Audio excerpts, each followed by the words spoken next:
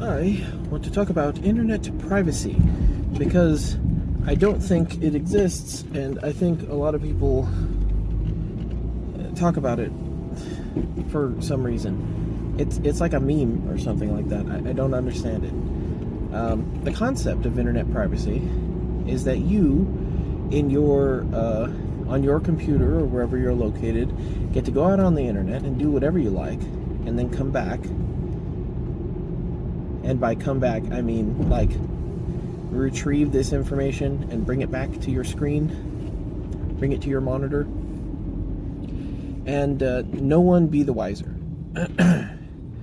So some of these things are somewhat possible.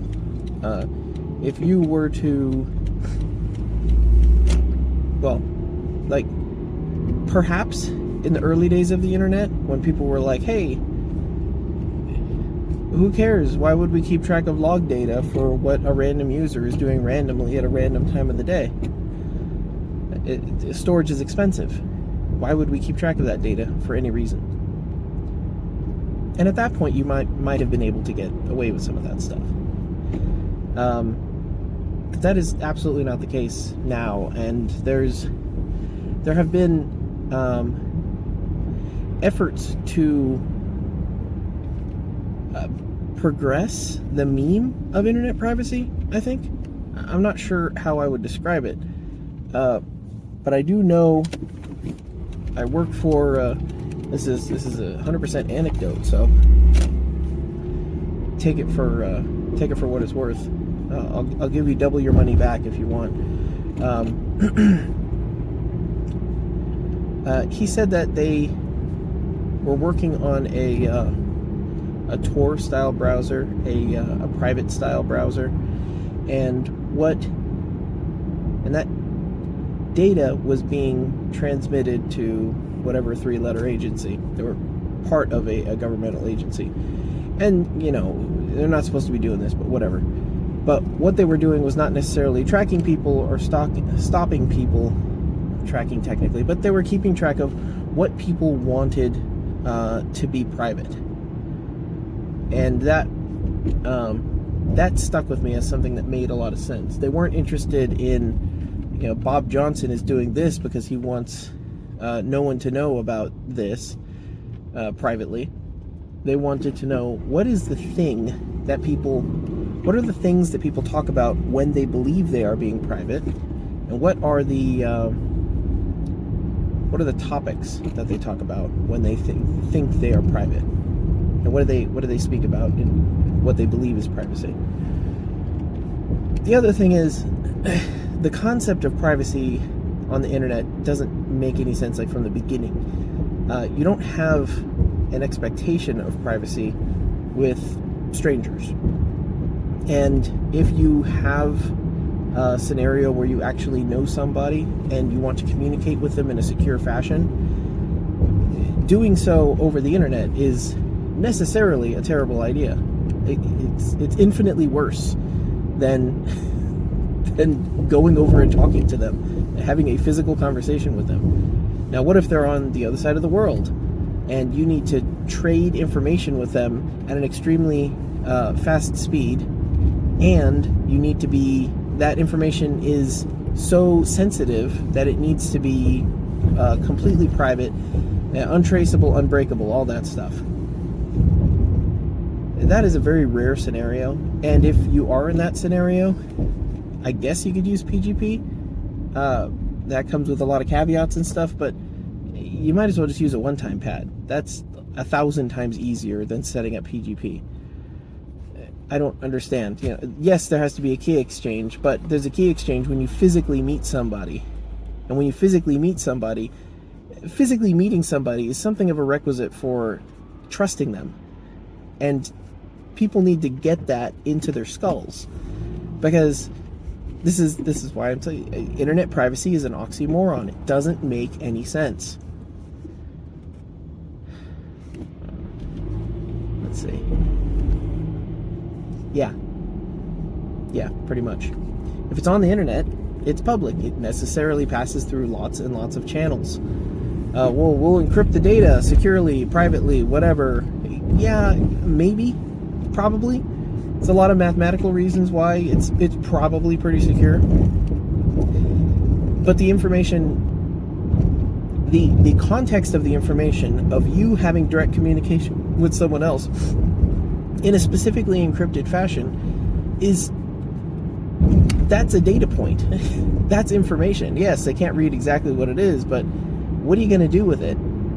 You know, if someone's watching you, if someone's scrutinizing you that closely, the fact that you're sending this information back and forth is like, what are you supposed to say? Like, execute Order 66, and then they're like, okay, we're going to start killing all the Jedis now, and then they're someone looking at you, getting all your weapons ready to go, and then march to the Jedi Temple, and they're like, what is happening here? Like, if only we could have intercepted this message or stopped this message. And that's the other thing. Intercepting the message is almost more important or easier to do.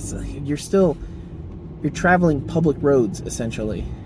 And if someone really didn't want you communicating with that person, they can just stop the messages coming through. There's other things like injections and man in the middle and simple responses of like, hey man, I lost my key. I'm really sorry, but I can't read any of these messages now. We got to do something else. We got to figure out something else. And then just blocking all communication.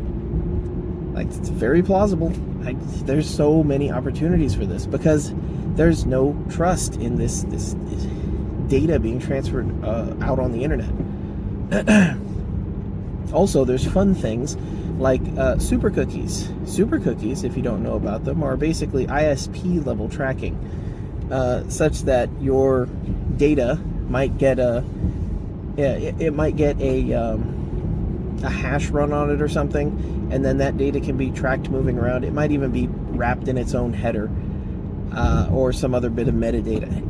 It's insane the level of tracking that is possible today, primarily because because storage is so cheap. And that was my point earlier. I'm sorry about this. Is the storage is so cheap, and the internet is a demographics sales machine.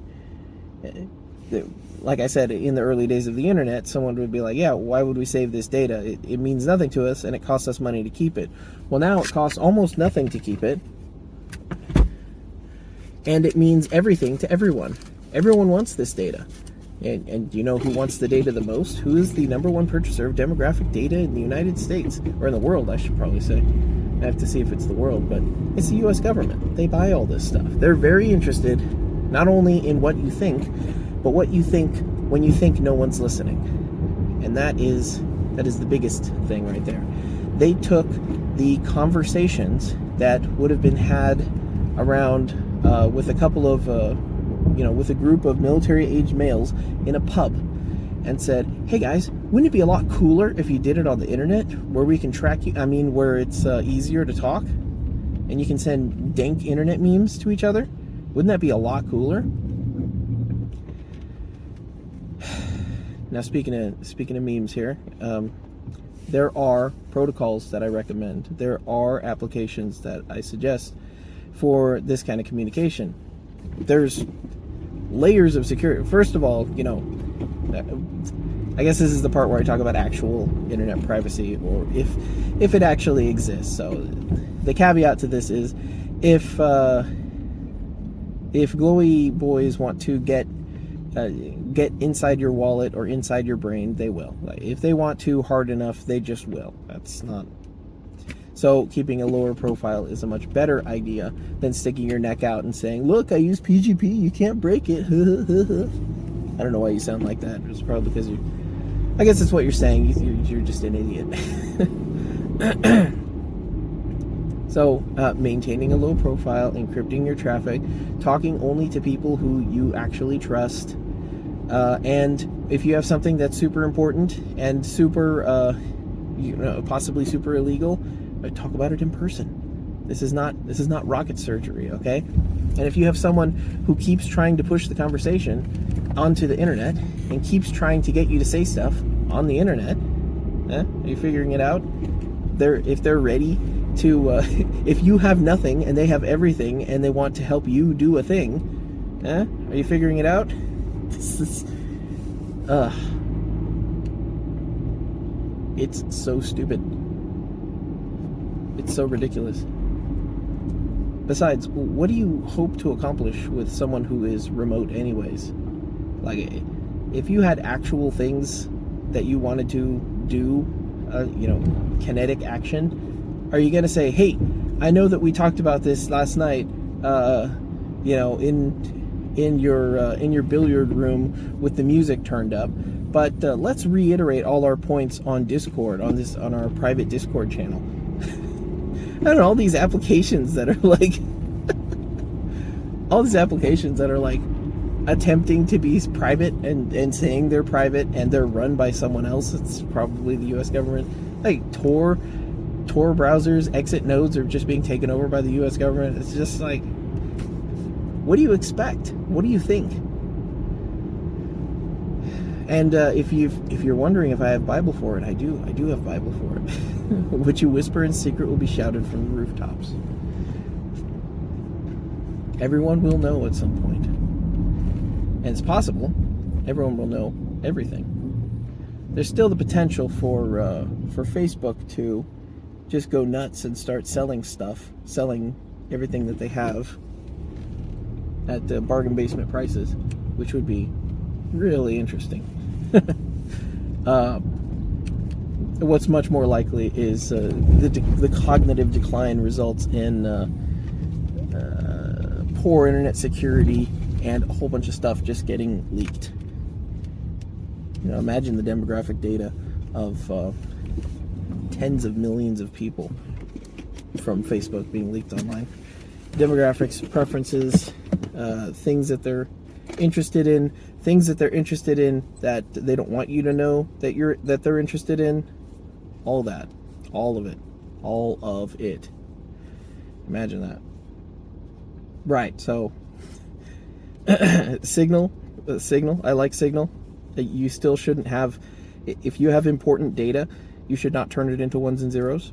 Well, data, I should say. If you have important information, you should not turn it into ones and zeros. You certainly shouldn't turn it into ones and zeros that are on a device that is connected to the internet. And that's it.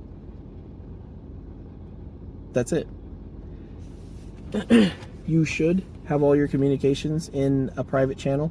All. Not some. Not, talk to someone via regular SMS text chat and then send a couple messages via Signal, some encrypted app. No, don't. Like I said, I trust Signal, but I trust Signal for just like encrypting things as they travel through the internet tubes. My phone itself is a tracking device anyways, is a privacy leaking device. And at the end of the day, if you have data and it gets displayed on the screen, the phone has access to it. Yes, I know there's layers of security and separations and virtual machines and memory spaces that aren't to be crossed, but at the end of the day, there is some chip in there that will draw the screen and can read the screen.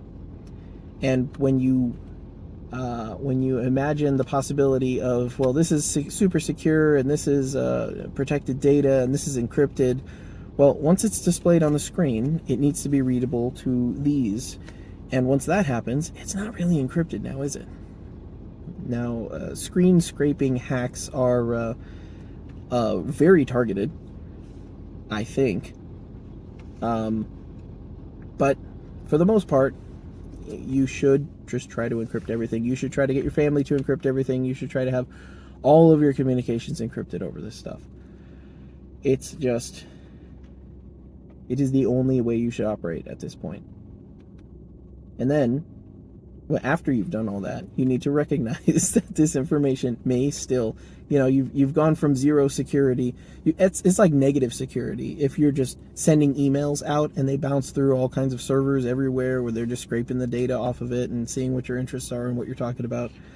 I still like ProtonMail, as long as you don't live in the EU or live in Germany, perhaps. There's some interesting laws there, but I don't think I don't think. It's still possible.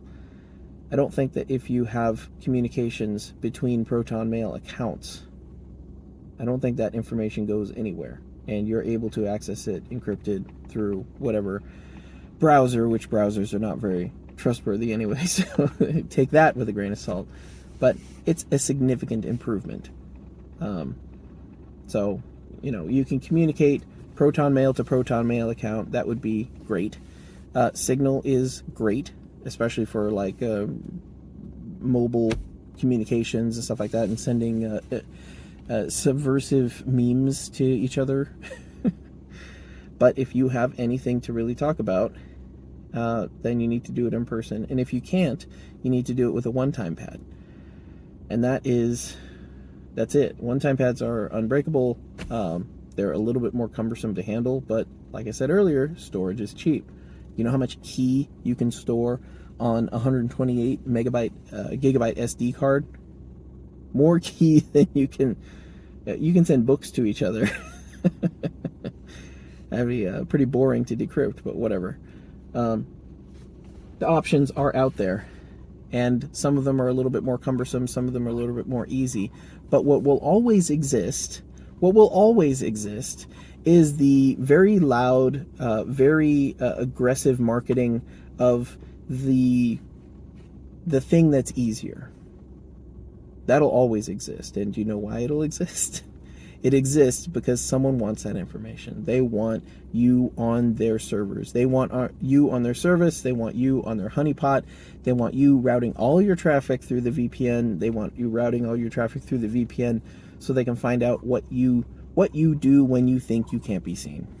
Because that is very important to them. They want to know what the quiet part is. When you say the quiet part loud and the loud part quiet, that's what's important. They want to know where you are, not mentally, but like socially, which I don't know if that makes sense. That's all I got. I gotta go. Questions, I guess, maybe. First of all, don't say anything about Telegram. Technically, Telegram is supposed to be able to encrypt data between individual chats, not group chats, which is fine. But the other thing is, like, once this becomes semi-secret, it just means that people can be more edgy on the internet with large groups of people and try to goad people into saying stuff and, like, become persons of interest. There's nothing private about a group chat unless you know everyone in it. Maybe even if you do know everyone in it. I don't know. Because you need to know the security level of every phone that is in it. That's interesting. Yeah, just talk in person, touch grass.